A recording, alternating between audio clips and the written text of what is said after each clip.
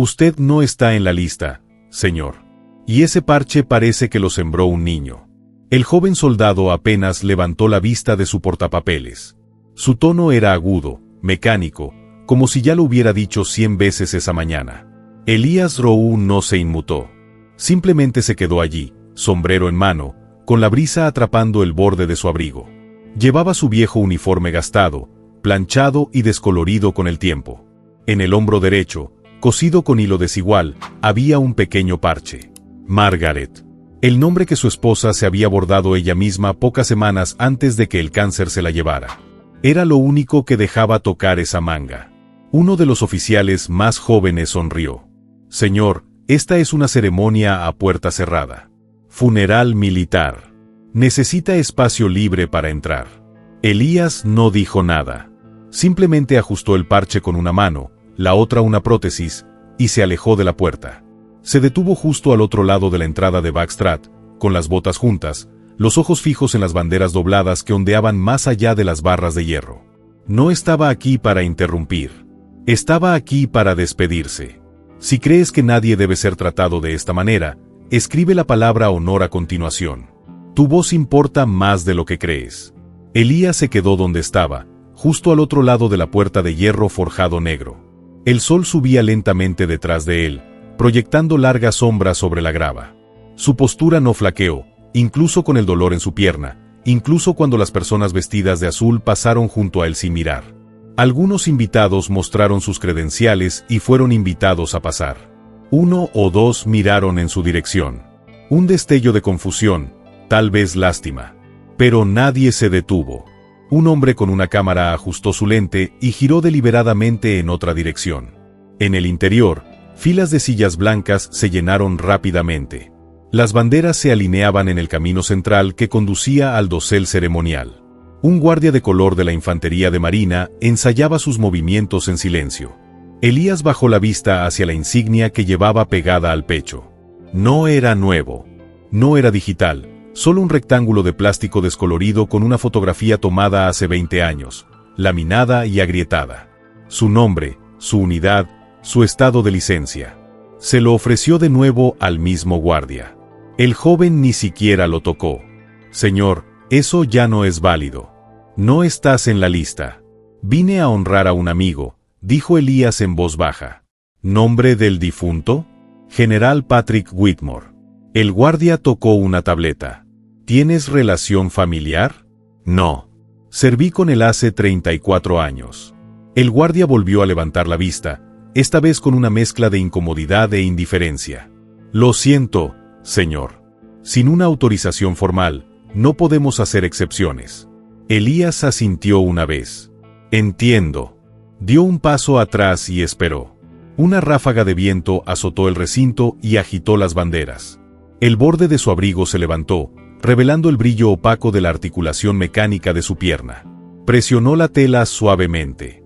Uno de los oficiales cerca de la puerta se inclinó hacia un colega y susurró algo en voz baja.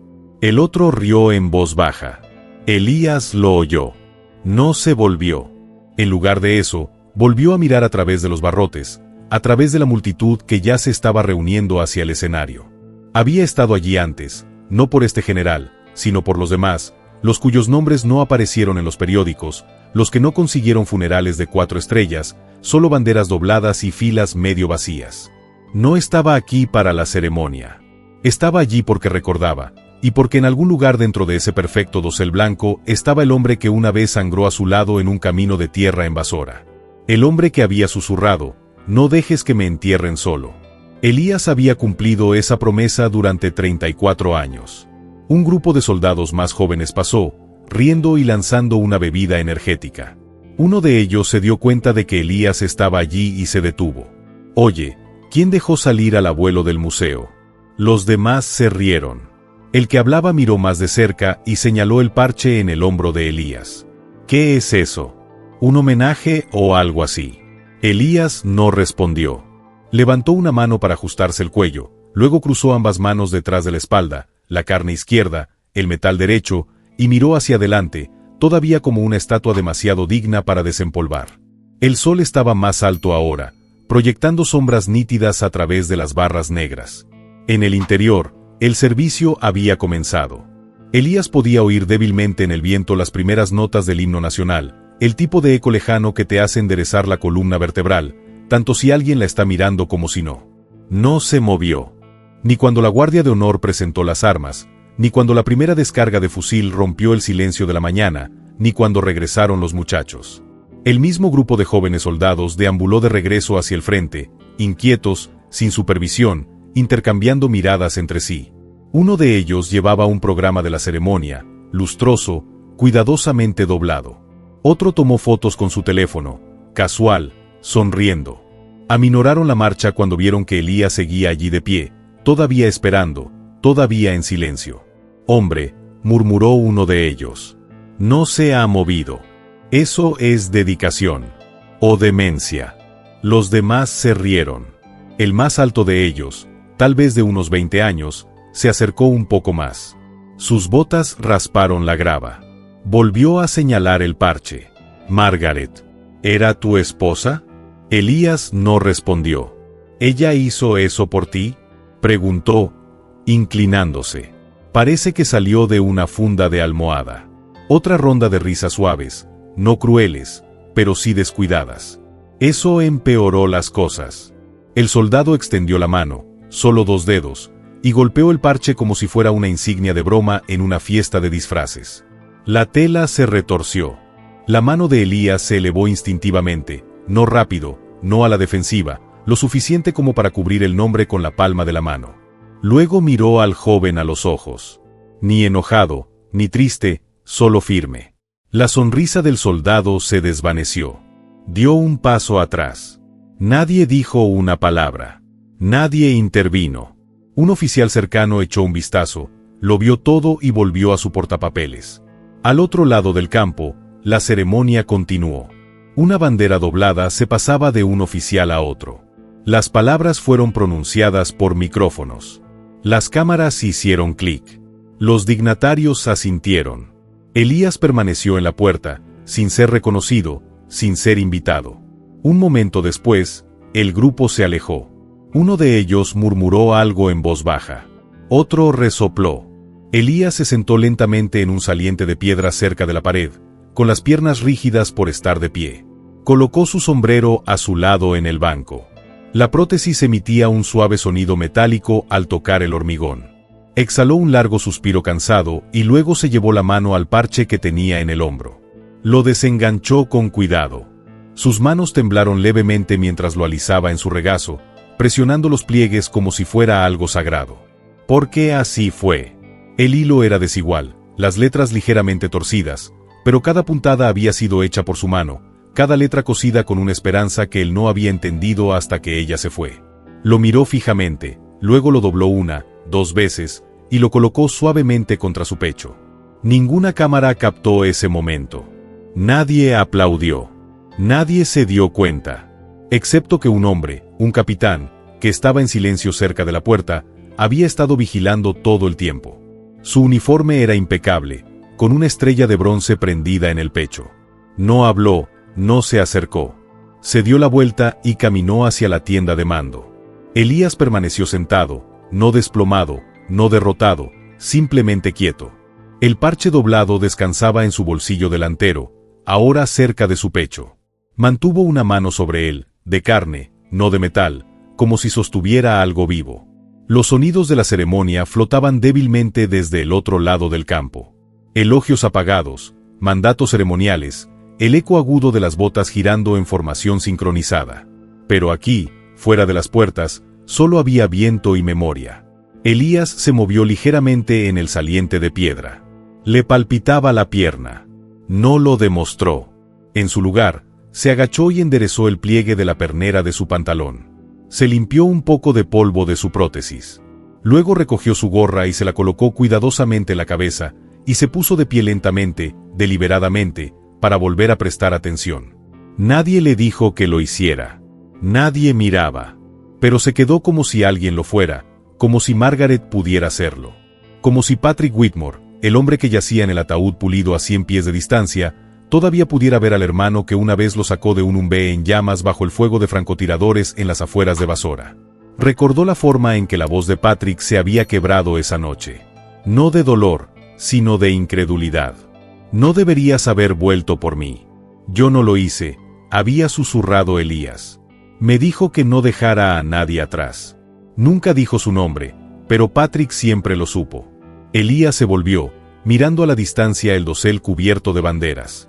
Sus ojos no entrecerraron. Miraban con la mirada abierta y clara. La brisa volvió a atrapar el dobladillo de su abrigo. Esta vez lo dejó fluir. Y entonces, sin público, sin música, sin orden dada, saludó. No fue un movimiento nítido de libro de texto. Su lado derecho era de metal. El brazo se movía rígidamente, lentamente, una sombra de su antigua precisión, pero el significado era perfecto. Un saludo no a un general, sino a un amigo. A una promesa cumplida, a un recuerdo que nunca se rindió. En ese preciso momento, al otro lado del campo, el capitán que había observado desde lejos entró en la tienda de mando. Sus botas estaban limpias, su postura erguida, pero su voz era baja cuando hablaba con el hombre en el centro de la habitación. «Señor», dijo, con cuidado de no interrumpir. «Hay alguien afuera. Creo que querrás verlo». El hombre que estaba al frente de la tienda se volvió. Su cabello era ahora casi gris, recortado. Los metales cubrían el pecho izquierdo de su chaqueta formal, pero sus ojos, agudos y calculadores, se suavizaron cuando el capitán pronunció un nombre. Elías Ro. Hubo una pausa, luego un suspiro, y luego el general asintió, no como un oficial dando una orden, sino como un hombre que recuerda algo que ha estado cargando durante décadas. El general Christopher Doyle no esperó a que el oficial de protocolo anunciara su movimiento. Entregó su carpeta ceremonial a un ayudante, se quitó los guantes blancos y salió de la tienda con silenciosa urgencia. La guardia de honor hizo una pausa. Lo mismo hicieron los oradores. Sin estar seguro de lo que estaba pasando, Doyle cruzó el pasillo principal. No hacia el podio, no hacia los asientos familiares, sino lejos del centro de la ceremonia, directamente a través de la hierba hacia el borde de la puerta, hacia Elías Rowe. La multitud se volvió, susurrando. Algunos se pusieron de pie. Cámaras ajustadas. Nadie entendía por qué el oficial de más alto rango en el campo abandonaba su puesto en medio de un funeral de estado militar hasta que vieron lo que hizo a continuación. Doyle se detuvo a pocos centímetros de Elías. No saludó de inmediato.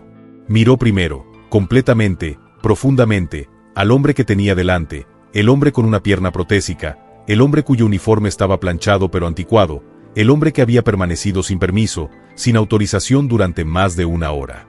Luego, sin decir una palabra, Doyle extendió la mano. No al mando, no en la ostentación, sino en reverencia. «Escuché que no vendrías», dijo en voz baja.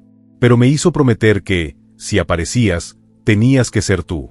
Elías parpadeó, el viento rozando su rostro. «¿Tenía que ser yo para qué?» Doyle se giró ligeramente e hizo un gesto detrás de él. Un ayudante se adelantó sosteniendo una caja de madera pulida. La urna. Los restos del general Patrick Whitmore. A Elías se le cortó el aliento. Lo escribió en su directiva final. Doyle dijo que solo un hombre podía llevarlo a descansar. La voz de Elías era delgada, quebrada. Pensé que se habían olvidado. Doyle negó con la cabeza, con los ojos brillantes. No, sargento. Eres la razón por la que llegó a los 30. La razón por la que se convirtió en el hombre que estamos enterrando hoy.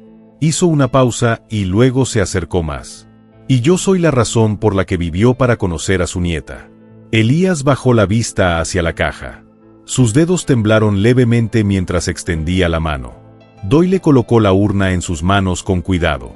Era más pesado de lo que Elías esperaba. Miró detrás de ellos. Toda la asamblea se puso ahora en pie. Nadie habló. Nadie se movió.